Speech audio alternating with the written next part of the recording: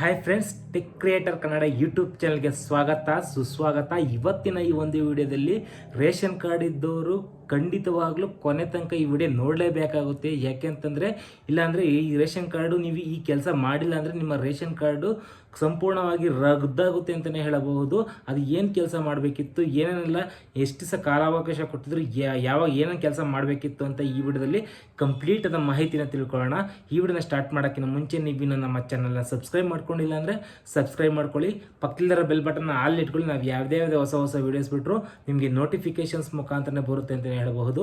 ಬನ್ನಿ video start ಮಾಡೋಣ. ಹೌದು ಫ್ರೆಂಡ್ಸ್, ರಾಜ್ಯ ಸರ್ಕಾರದಿಂದ ನಿಮಗೆ ರೇಷನ್ ಕಾರ್ಡ್ ಅಪ್ಡೇಟ್ ಮಾಡಿಸಂದರೆ ರೇಷನ್ ಕಾರ್ಡ್ KYC ಮಾಡಿಸೋದಕ್ಕೆ ಡಿಸೆಂಬರ್ ತಿಂಗಳಿಂದ ಜನವರಿ 31ವರೆಗೂ ಕೂಡ ಕಾಲಾವಕಾಶವನ್ನು ಕೊಟ್ಟಿದ್ದರು. ಆದರೆ ಇನ್ನೂ ಸುಮಾರು ಜನ ಅಂದರೆ ಈಗ ಮಾಡಿರೋ ಸರ್ವೆ ಪ್ರಕಾರ 40% ಜನಗಳು ಇನ್ನೂ ಈ KYC ರೇಷನ್ ಕಾರ್ಡ್ KYC ಮಾಡಿಸಿಲ್ಲ ಅಂತ ಬರ್ತಾ ಇರೋ ಮಾಹಿತಿ ಇರುತ್ತದೆ.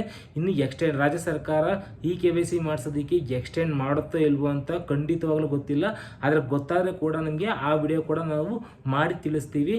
ಏಕೆಂತಂದರೆ ಈಗ ಬರ್ತಾ ಇರೋ ಮಾಹಿತಿ ಪ್ರಕಾರ ರಾಜ್ಯ ಸರ್ಕಾರ ಅಂದರೆ ನಿಮಗೆ ಈಗೇನಾದ್ರು ರೇಷನ್ ಕಾರ್ಡು ನೀವು KYC ಮಾಡಿಸಿಲ್ಲ ಅಂದರೆ ನಿಮಗೆ ರೇಷನ್ ಆಗಲಿ ಅಥವಾ ರೇಷನ್ ಅಕ್ಕಿ ಅನ್ನಭಾಗ್ಯ ಯೋಜನೆ ಅಕ್ಕಿ ಹಣ ಆಗಲಿ ನಿಮಗೆ, ಅಥವಾ ಗೃಹಲಕ್ಷ್ಮಿ ಯೋಜನೆ 2000 ರೂಪಾಯಿ ಹಣ ಆಗಲಿ, ಅಥವಾ ನಿಮಗೆ ಕೇಂದ್ರ ಸರ್ಕಾರದಿಂದ ಅಥವಾ ರಾಜ್ಯ ಸರ್ಕಾರದಿಂದ ಪಡ್ಕೊಳ್ತಾ ಇರುವ ಯಾವುದೇ ಯೋಜನೆ ಫಲಾನುಭವಿದಂತ ಆಗಲಿ ನಿಮಗೆ ಯಾವುದೇ ಕಾರಣಕ್ಕೂ ಸಿಗೋದಿಲ್ಲ. ನೀವು ರೇಷನ್ ಕಾರ್ಡ್ನ KYC ಮಾಡಿಸೋದಕ್ಕೆ ರಾಜ್ಯ ಸರ್ಕಾರ ಡಿಸೆಂಬರ್ 15ರಿಂದ ಜನವರಿ 31ವರೆಗೂ ಕೂಡ ನಿಮಗೆ ಕಾಲಾವಕಾಶವನ್ನು ನೀಡಿತ್ತು. ಆದರೆ ಇನ್ನು 40% ಜನಗಳು ಕೂಡ KYCಯನ್ನು ಮಾಡಿಸಿರೋದಿಲ್ಲ ಅಂತ ಬರ್ತಾರ ಮಾಹಿತಿ ಇರ್ತದೆ. ನೀವು ಸಿಂಪಲ್ ಆಗಿ ಏನಿಲ್ಲ, ನಿಮ್ಮ ಹತ್ತಿರದ ಡಿಪೋಗಳಿಗೆ ಹೋಗ್ಬೋದು.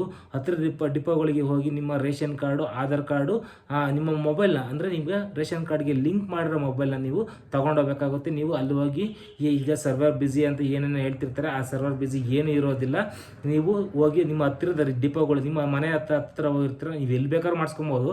ಆದರೆ ನೀವು ಹತ್ತಿರದ ಡಿಪೋ ಹೋಗಿದ್ರೆ ನಿಮಗೆ ಗೊತ್ತಿರೋರು ಇರ್ತಾರೆ, ಬೇಗ ಮಾಡ್ಕೊಂಡು ಕೊಡ್ತಾರೆ ಚಾನ್ಸಸ್ ಇರುತ್ತೆ. ಆದ್ದರಿಂದ ನೀವು ಹತ್ತಿರದ ಡಿಪೋಗಳಿಗೆ ಹೋಗಿ ನೀವು ನಿಮ್ಮ ಆಧಾರ್ ಕಾರ್ಡ್ ನಂಬರ್ ಈ ರೇಷನ್ ಕಾರ್ಡ್ ನಂಬರ್ನ ಕೊಟ್ಟು ನೀವು ಅಲ್ಲಿ ಲಾಗಿನ್ ಮಾಡಿಸಿ ಅವ್ರಿಗೆ OTP ಹೇಳ್ತಾರೆ. ನಿಮ್ಮ ಆಧಾರ್ ಕಾರ್ಡ್ ನಂಬರ್ಗಳನ್ನ ಎಲ್ಲರೂ ಈ ಮನೇಲಿರೋ ಎಲ್ಲರದ್ದು ಕೂಡ ನೀವು ಆಧಾರ್ ಕಾರ್ಡ್ಗಳನ್ನ ನೀವು ತಗೊಂಡೋಗ್ಬೇಕಾಗುತ್ತೆ. ಯಾಕೆಂದರೆ ನೀವು ಎಲ್ಲ ಪ್ರತಿಯೊಬ್ಬ ಸದಸ್ಯರದ್ದು ಕೂಡ ಅಪ್ಡೇಟ್ ಮಾಡಿಸ್ಬೇಕಾಗುತ್ತೆ. ಇದೇ ರಾಜ್ಯ ಸರ್ಕಾರ ನೀವು KYC ಮಾಡಿಸೋದು ಪ್ರಕ್ರಿಯೆ ಆಗಿರುತ್ತದೆ. ಈ ಒಂದು ನೀವು ಕೊಟ್ಟ ಮೇಲೆ ನಿಮಗೆ ಮೊಬೈಲ್ ನಂಬರ್ಗೆ OTP ಬರುತ್ತೆ. ನೀವು ಆ OTPನ ರೇಷನ್ ಡಿಪೋ ಅವರಿಗೆ ಹೇಳಿದ್ರೆ ಕೂಡ ನಿಮಗೆ ಈಸಿಯಾಗಿ ಅಪ್ಡೇಟ್ ಮಾಡ್ಬೋದು. ಇದಕ್ಕೆ ಯಾವುದೇ ಚಾರ್ಜಸ್ ಇರೋದಿಲ್ಲ. ನಿಮ್ಮ ಹತ್ತಿರದ ಡಿಪೋಗಳಿಗೆ ಹೋಗಿ ಈಗಲೇ ನಿಮಗೆ ರೇಷನ್ ಕಾರ್ಡ್ನ ಅಪ್ಡೇಟ್ ಮಾಡ್ಕೊಳ್ಳಿ ಅಂತ ಹೇಳ್ತಾ ಈ ಮಾಹಿತಿ ಇಷ್ಟ ಆಗಿದೆ ಅಂತ ಅನ್ಕೊತೀನಿ. ಈ ಒಂದು ಮಾಹಿತಿ ಇಷ್ಟ ಆಗಿದ್ರೆ ಲೈಕ್ ಮಾಡಿ, ಕಮೆಂಟ್ ಮಾಡಿ, ನಿಮ್ಮ ಫ್ರೆಂಡ್ಸ್ ಫ್ಯಾಮಿಲಿ ಜೊತೆ ಶೇರ್ ಮಾಡ್ಕೊಳ್ಳಿ ಅಂತ ಹೇಳ್ತಾ ನೆಕ್ಸ್ಟ್ ವಿಡಿಯೋದಲ್ಲಿ ಸಿಗ್ತೀನಿ. ಅಲ್ಲಿವರೆಗೂ ಟೇಕ್ ಕೇರ್, ಬೈ. ಜೈ ಹಿಂದ್, ಜೈ ಕರ್ನಾಟಕ ಮಾತೆ.